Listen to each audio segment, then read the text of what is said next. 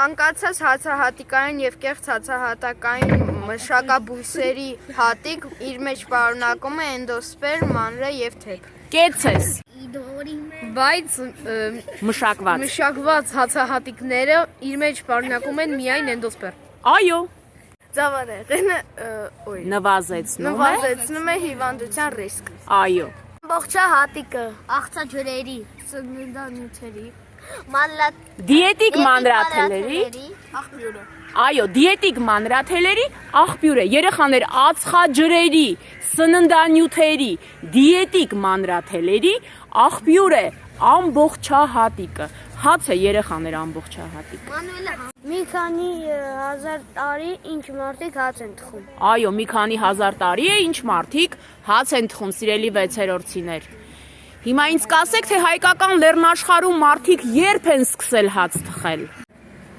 3-ից 2-րդ հազարամյակներում հայկական լեռնաշխարհում մարդիկ սկսել են հաց թխել։ Կեցես։ Այդ են վկայում Մոխրաբլուրի, լճաշերի նավայրերը։ Կեցեք։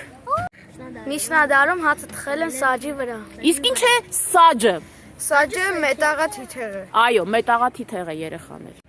Թվում է, թե հաց թխելը հասարակ գործ է։ Սակայն այն պահանջում է իմացություն, հմտություն եւ գիտելիք։ Այո։ Սակայն հացթուղներին օգնության եկավ գիտությունը։ Այո։ Առնչվեցին հացի ավտոմատ գործարաններ։ Կեցես։ Աշխարհում հացի ամենամեծ Ավտոմատ։ ավտոմատ գործարանը Կառուցվել է Սովետական Միությունում։ Կեցեք։